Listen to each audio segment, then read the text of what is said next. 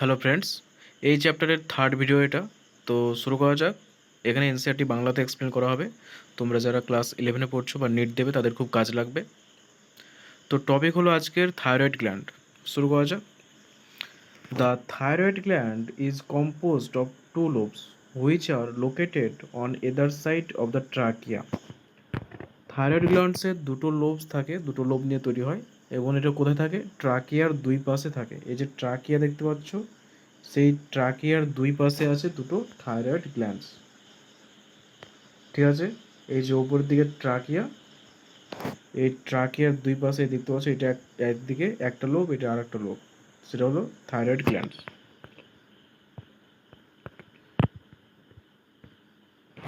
Both the lobes are interconnected with a thin flap of connective tissue called isthmus. এবং দুটো lobe একে অপরের সঙ্গে যুক্ত থাকে কার মাধ্যমে? ইসথমাসের মাধ্যমে। ইসথমাসটা কি? একটা flap of connective tissue. Connective tissue দ্বারা তৈরি একটা আবরণ, একটা ফ্ল্যাপ, পাতলা flap. The thyroid gland is composed of follicles and stromal tissue. Thyroid গ্ল্যান্ডটা কী কী নিয়ে গঠিত? ফলিকলস এবং স্ট্রোমাল টিস্যু নিয়ে গঠিত। থাইরয়েড গ্ল্যান্ড কী কী নিয়ে গঠিত হলে? ফলিকলস আর stromal tissue. Each thyroid follicle is composed of follicular cells enclosing a cavity. এবং প্রত্যেকটা থাইরয়েড ফলিকল সেটা আবার ফলিকুলার সেল নিয়ে গঠিত, যেটা একটা ক্যাভিটির মধ্যে থাকে। This follicular cells synthesise two hormone, tetra iodothyronine or thyroxine T4 and tri iodothyronine or T3। এবং এই যে ফলিকুলার সেলস আছে সেগুলো কী কী হরমোন তৈরি করে? দুটো হরমোন তৈরি করে, একটা T3, একটা T4। T4-এর অপর নাম কি? থাইরক্সিন বা টেট্রা আয়োডোথাইরোনিন। আর T3-র অপর নাম হচ্ছে try iodothyronine. Iodine is essential for the normal rate of hormone synthesis in the thyroid. Thyroid গ্ল্যান্ডে হরমোন যে সিনথেসিস হচ্ছে T3 T4, এদের সিনথেসিসের জন্য বা তৈরি করার জন্য আয়োডিন অত্যন্ত গুরুত্বপূর্ণ একটা constituent. Deficiency of iodine in our diet results in hypothyroidism and enlargement of the thyroid gland, commonly called goiter. যদি আমাদের খাবারের মধ্যে আয়োডিনের পরিমাণ কমে যায় তাহলে কী হবে? হাইপোথাইরয়েডিজম রোগ হবে। হাইপোথাইরয়েডিজম রোগ হলে কী হবে? যে আমাদের যে থাইরয়েড গ্ল্যান্ডটা আছে সেটা সাইজে বেড়ে যাবে, অনেকটা বড় হয়ে যাবে, যে রোগটার নাম হলো গয়টার। এর জন্য দেখা যায় অনেক মহিলা পুরুষের ক্ষেত্রে দেখা যায় গলাটা অনেকটা ঝুলে গেছে, কারণ কি? সেই থাইরয়েড গ্ল্যান্ডটা বড় হয়ে যায়, এনলার্জ হয়ে যায়, গয়টার রোগ বলে যেটাকে। তার কারণ হচ্ছে আয়োডিনের অভাব। তাহলে তাকে কী করতে হবে? আয়োডিনযুক্ত লবণ, লবণে আয়োডিন থাকে, তো আয়োডিনযুক্ত লবণ তাকে খেতে হবে বা আয়োডিন খাবারের মধ্যে নিয়ে আসতে হবে, তাহলে এটা আস্তে আস্তে ঠিক হবে। Hypothyroidism during pregnancy causes defective development and maturation of the growing baby, leading to stunt growth or cretinism. যদি কোনো একটা মা প্রেগনেন্ট অবস্থায় থাকে, মহিলা প্রেগনেন্ট অবস্থায় থাকে এবং সেই সময় যদি তার খাবারে আয়োডিনের অভাব হয় এবং হাইপোথাইরয়েডিজম রোগ হয়, তো সেক্ষেত্রে কী হবে? যে বাচ্চাটা আছে তার ডেভেলপমেন্ট, তার যে বৃদ্ধি সেটা সঠিকভাবে হবে না, তার ম্যাচুরেশনটা সঠিকভাবে হবে না এবং এর ফলে কী হবে? তার গ্রোথ রেস্ট্রিক্ট হয়ে যাবে, তার গ্রোথটা ব্যাহত হবে এবং যে রোগটা হবে সেই রোগটা হচ্ছে ক্রেটিনিজম। আর কী হবে? Mental retardation. মেন্টাল রিটার্ডেশন মানে মানসিক দিক দিয়ে সে রিটায়ার্ড হবে, মানসিক দিক দিয়ে তার কাজ ঠিকভাবে করবে না, মানে একটা পাগলের মতো হবে। লো ইন্টেলিজেন্স কোয়েশেন্ট, তার যে স্মৃতিশক্তি, তার যে বুদ্ধিমত্তা, স্মৃতিশক্তি না বুদ্ধিমত্তা যেটা আছে সেটা কমে যাবে। অ্যাবনর্মাল স্কিনটা অ্যাবনর্মাল হবে, স্কিনের মধ্যে বিভিন্ন রকম রোগ হবে, স্কিনটা কুঁচকে যাবে। ডিফ মিউটিজম মানে বধির হয়ে যাবে, অনেক কিছু শুনতে পাবে না, ইটিসি। তাহলে ক্রেটিনিজম রোগ কিসের কারণে হবে? প্রেগনেন্সি অবস্থায় যদি হাইপোথাইরয়েডিজম হয় তার জন্য হবে। তার কী কী সিমটমস আছে? বাচ্চাটার গ্রোথ ডেভেলপমেন্ট কমে যাবে, স্টান্ট গ্রোথ হবে না, মেন্টাল রিটার্ডেশন হবে, মানসিক দিক দিয়ে সে অনেকটা লো হয়ে যাবে, তার ইন্টেলিজেন্স, তার বুদ্ধিমত্তা কমে যাবে, স্কিন অ্যাবনর্মাল হবে, তারপর বধিরতা দেখা দেবে, এই সমস্ত রোগগুলো হবে। In adult women, hypothyroidism may cause menstrual cycle to become irregular. আর যদি অ্যাডাল্ট মহিলাদের ক্ষেত্রে হাইপোথাইরয়েডিজম হয় তো তার যে মেনস্ট্রুয়াল সাইকেল আছে যে মাসিক চক্র আছে, মহিলাদের ক্ষেত্রে যে 28 দিন অন্তর যে মাসিক হয়, সেই মাসিক চক্রটা ব্যাঘাত হবে। এর ফলে মেনস্ট্রুয়াল ফ্লো বেড়ে যাবে বা কমে যাবে, সেটা ঠিকভাবে হবে না, বিভিন্ন অ্যাবনর্মালিটি দেখা দেবে। Due to cancer of the thyroid gland or due to development of nodules of the thyroid glands, the rate of synthesis and secretion of thyroid hormone is increased to abnormal high level, leading to a condition called hyperthyroidism, which adversely affect the body physiology. তো এবার তো দেখলাম hypothyroidism, এবার hyperthyroidism. Hyperthyroidism কখন হবে? যে যদি কোনো কারণে থাইরয়েড গ্ল্যান্ডে ক্যান্সার হয়, এবং ক্যান্সার হলে কি, যে কোষগুলো আছে সেটা বৃদ্ধি পেতেই থাকবে, বা যদি কোনো কারণে থাইরয়েড গ্ল্যান্ডসের যে নোডিউলস আছে তাদের যদি ডেভেলপমেন্ট কোনো রকমভাবে বন্ধ হয়ে যায়, তো কী হবে, এই যে থাইরয়েড হরমোনগুলো আছে T3 T4, তার সিনথেসিস মানে সেটা তৈরি হওয়া আর সিক্রেশন তার ক্ষরণ অনেক পরিমাণে বেড়ে যাবে, এবং তার লেভেলটা অনেকটা হাই হয়ে যাবে, প্রচুর পরিমাণে ক্ষরিত হচ্ছে, প্রচুর পরিমাণে বেড়ে যাবে, এবং এর ফলে একটা কন্ডিশন হবে যাকে বলা হয় হাইপার থাইরয়েডিজম, যেটা বডির যে ফিজিওলজি সেটাকে এফেক্ট করবে। কি আছে আর exophthalmic goitre is a form of hyperthyroidism. Exophthalmic goitre কিসের জন্য হয়ে থাকে? হাইপারথাইরয়েডিজমের জন্য হয়ে থাকে, এবং characterised by enlargement of the thyroid gland. এবং কীভাবে এটা বোঝা যাবে? তার বৈশিষ্ট্য কী? যে থাইরয়েড গ্ল্যান্ডগুলো বড় হয়ে যাবে। প্রোট্রুশন অফ দ্য আইবলস, চোখের যে মানে চোখ যে আছে, চোখের যে আইবল মানে এই যে চোখের কোটর মানে চোখ যেটা আছে, সেই চোখগুলো বড় বড় হয়ে বাইরে বেরিয়ে যাবে, দেখেই ভয় লাগবে, মনে হচ্ছে রাক্ষসের চোখ, বা বড় বড় হয়ে যাবে অনেকটা এবং বাইরে বেরোবে। Increased basal metabolic rate, BMR যেটাকে বলে আমাদের ব্যাসাল মেটাবলিক রেট, সেটা বেড়ে যাবে। ওয়েট লস, শরীরের ওজন কমে যাবে, এবং একে বলা হয় গ্রেভস ডিজিজ। এই সমস্ত ওকে বলা হয় গ্রেভস ডিজিজ। তাহলে গ্রেভস ডিজিজ কেন হয়? হাইপার থাইরয়েডিজমের জন্য হয়। তার কী কী সিমটমস আছে? থাইরয়েড গ্ল্যান্ডটা বড় হয়ে যাবে, আইবলস প্রোট্রুড করবে মানে বড় হয়ে যাবে এবং মনে হচ্ছে যেন চোখ বাইরে বেরিয়ে আসছে, বিএমআর বেড়ে যাবে, আর ওজন কমে যাবে। Thyroid hormone play an important role in the regulation of the basal metabolic rate. Thyroid hormone আমাদের বিএমআর যেটা আছে, ব্যাসাল মেটাবলিক রেট মানে আমাদের যে মেটাবলিজম, সেটাকে ইন্ডিকেট করে একটা রেটের মাধ্যমে, সেটা হলো বিএমআর। তো সেটাকে মেনটেন করে thyroid hormone. These hormones also support the process of red blood cell formation. তাছাড়া আরেকটা কাজ কি, আরবিসি যে আছে রেড ব্লাড সেল, সেই লোহিত রক্তকণিকার যে ফর্মেশন সেখানেও সাহায্য করে thyroid hormone. Thyroid hormone control the metabolism of carbohydrate, protein and fats. Carbohydrate, protein, ফ্যাটসের মেটাবলিজমটাকেও কন্ট্রোল করে। Maintenance of water and electrolyte balance is also influenced by thyroid hormone. তোমার water এবং ইলেকট্রোলাইটের যে ব্যালেন্স, জল এবং electrolyte, cation, anion, sodium, potassium, এদের যে ব্যালেন্স, বডিতে যে ব্যালেন্সটা সেটাও মেনটেন করে, সেটাকে সঠিক রাখে এই thyroid hormone. Thyroid gland also secrete a protein hormone called thyrocalcitonin which regulate the blood calcium level. Thyroid gland থেকে আরেকটা হরমোন ক্ষরিত হয়, সেটা হলো থাইরোক্যালসিটোনিন। তো নাম শুনেই বোঝা যাচ্ছে থাইরোক্যালসিটোনিন, তো সেটা ক্যালসিয়ামের যে লেভেল আছে আমাদের বডিতে, আমাদের রক্তের মধ্যে, সেটাকে মেনটেন করে। তো থাইরয়েড হরমোনের কী কী কাজ সেটা দেখলাম। থাইরয়েড হরমোনের যে হাইপার থাইরয়েডিজম, হাইপোথাইরয়েডিজম, সেটার সিমটমসগুলো কী কী, কেন হয় সেটা দেখলাম। গ্রেভস ডিজিজ দেখলাম, গয়টার দেখলাম।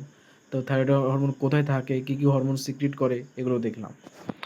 এরপরে যে হরমোনটা আছে সেটা হলো প্যারাথাইরয়েড গ্ল্যান্ড। তাহলে থাইরয়েড গ্ল্যান্ড পড়লাম, কোথায় থাকে সেটাও দেখলাম, ইসথমাস, ফলিকলস, স্ট্রোমাল টিস্যু। আশা করছি বুঝতে পেরেছো। এবার হলো প্যারাথাইরয়েড গ্ল্যান্ড। প্যারাথাইরয়েড গ্ল্যান্ডটা কোথায় আছে? In humans, 4 parathyroid glands are present on the back side of the thyroid gland, one pair each in the 2 lobules of the thyroid glands. তো parathyroid glands কোথায় থাকে?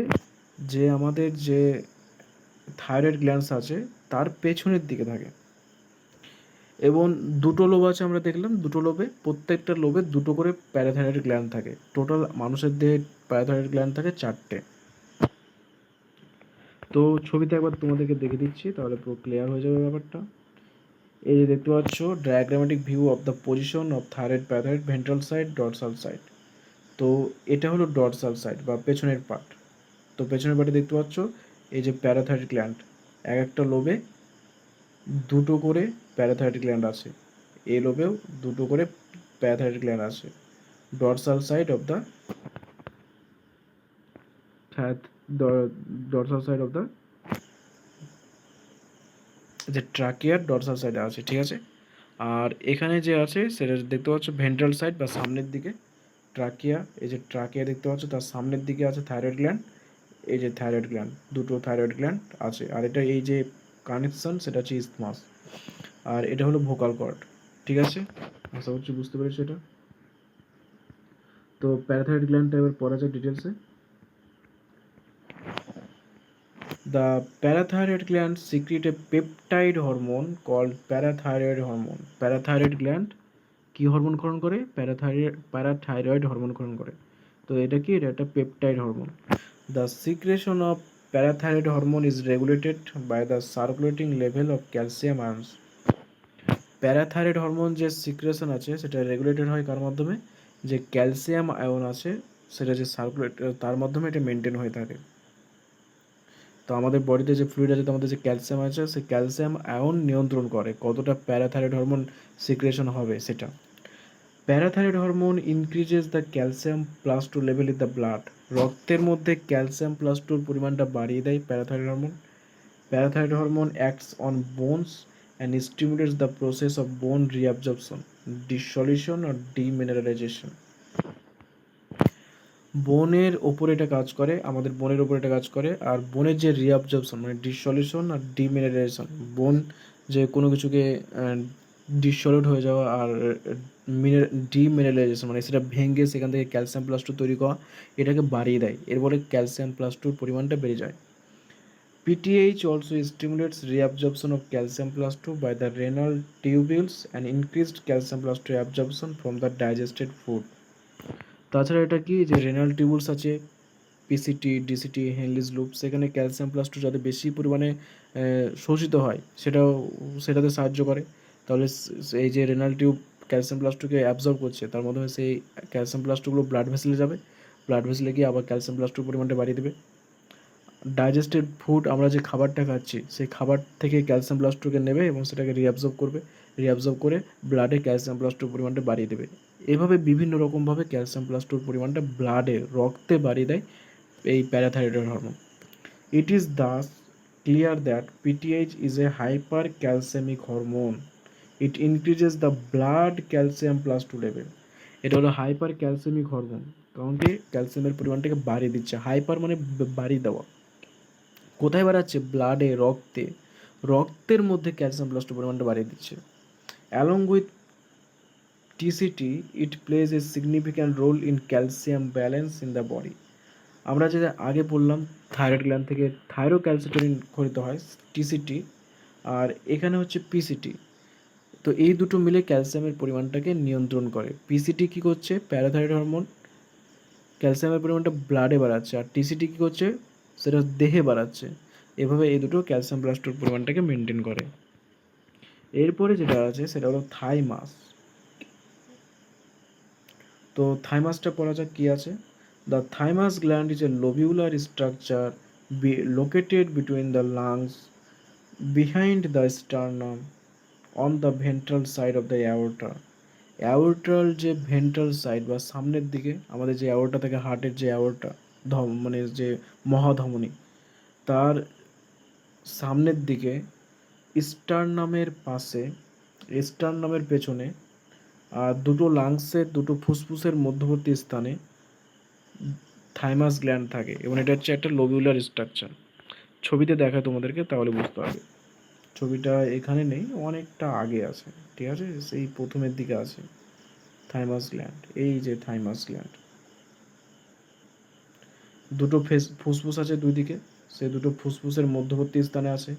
এর উপরে স্টারনাম থাকে, স্টারনাম, সেই স্টারনামের পেছনে আছে। আর এই যে থাইমাস গ্ল্যান্ডটা দেখতে পাচ্ছ কোথায়? এইটা হচ্ছে থাইমাস গ্ল্যান্ড, ঠিক আছে। এর ডিটেলসে পড়া যাক।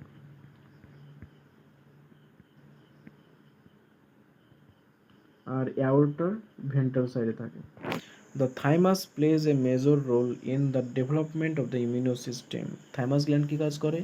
আমাদের যে ইমিউনো সিস্টেম আছে তার ডেভেলপমেন্টে সাহায্য করে। ইমিউনো সিস্টেম কি? দেহকে যে প্রতিরোধ করে রোগ আক্রমণ থেকে, এই যে ইমিউনোগ্লোবিন, সেগুলো তৈরি করতে সাহায্য করে। This gland secretes the peptide hormone called thymosin. এটা একটা পেপটাইড হরমোন ক্ষরণ করে যার নাম হলো থাইমোসিন। সেই থাইমোসিন হরমোন ক্ষরণ করে কে থাইমাস গ্ল্যান্ড, নাম দেখে বোঝা যাচ্ছে। থাইমোসিনের কী কাজ? Thymosin play a major role in the differentiation of T lymphocytes which provides cell mediated immunity. Thymosin কী কাজ করে? যে টি লিম্ফোসাইট আছে সেগুলোকে ডিফারেন্সিয়েট করতে সাহায্য করে, সেগুলো উন্নতি, সেগুলোকে ভেঙে ডিফারেন্সিয়েট করতে, মানে সেগুলো বৃদ্ধি পেতে সাহায্য করে। এবং এই টি লিম্ফোসাইটের কাজ কি? সেল মিডিয়েটেড ইমিউনিটিতে সাহায্য করে। আমাদের দুই রকম ইমিউনিটি থাকে, একটা সেল মিডিয়েটেড আর একটা হলো বি লিম্ফোসাইট। এবং তো এই টি লিম্ফোসাইটের কাজ হচ্ছে সেল মিডিয়েটেড যে ইমিউনিটি সেটাতে সাহায্য করা। In addition, thymosin also promote production of antibodies to provide humoral immunity. তাছাড়া এটা অ্যান্টিবডিজ প্রোডাকশনটাকে বাড়িয়ে দেয় এবং সেটা কী কাজ করে? হিউমারাল ইমিউনিটিতে সাহায্য করে। Thymus is degenerated in old individual resulting in a decrease production of thymosin. Thymus কী করে? যে যারা পুরনো মানুষ, মানে বৃদ্ধ মানুষ, তাদের ক্ষেত্রে থাইমাসটা আস্তে আস্তে বয়সের সাথে সাথে এটা কমতে থাকে, এটা ছোটো হতে থাকে। এবং তার জন্য কী হয়? তাদের থাইমোসিন হরমোনের প্রোডাকশনও কমে যায়। এবং তার জন্য কী হয়? The immuno response of old person becomes weak. এবং তার জন্য বৃদ্ধ মানুষদের ইমিউনো রেসপন্সও কমে যায় এবং এর জন্য তাদের খুব দ্রুত রোগাক্রান্ত হয়ে যায় তারা। তাহলে বোঝা গেল যে বৃদ্ধ মানুষ কেন বেশি রোগাক্রান্ত হয়, কারণ তাদের মধ্যে যে থাইমাস গ্ল্যান্ড আছে সেটা ছোটো হয়ে যাচ্ছে। ছোটো হয়ে যাওয়ার জন্য থাইমোসিন কম পরিমাণে তৈরি হচ্ছে, আর তার জন্য তাদের ইমিউনিটি উইক হয়ে যাচ্ছে এবং তার জন্য তারা সহজে রোগাক্রান্ত হচ্ছে। তো এটাই ছিল এই ভিডিওতে। বাকি যে পার্ট সেটা পরবর্তী ভিডিওতে দেওয়া হবে। তো আশা করছি তোমরা বুঝতে পেরেছো, অনেকটা সিম্পলি তোমাদেরকে বোঝালাম। এভাবে যদি তোমরা ভিডিও দেখো তো এনসিইআরটির প্রত্যেকটা লাইন, প্রত্যেকটা ওয়ার্ড তোমাদের জন্য ক্লিয়ার হয়ে যাবে, তোমাদের পড়তে সুবিধা হবে, তোমরা সহজেই নিট ক্লিয়ার করতে পারবে এবং সহজে বোর্ড এক্সামে ভালো রেজাল্ট করতে পারবে। তো তোমরা ভিডিওটিকে লাইক করো, ভিডিওটিকে কমেন্টে জানাও কেমন লেগেছে, আর কোনো সমস্যা থাকলে কমেন্টে জানাও। চ্যানেলটিকে সাবস্ক্রাইব করো আর ভিডিওটিকে তোমাদের ফ্রেন্ডসদের মধ্যে শেয়ার করো।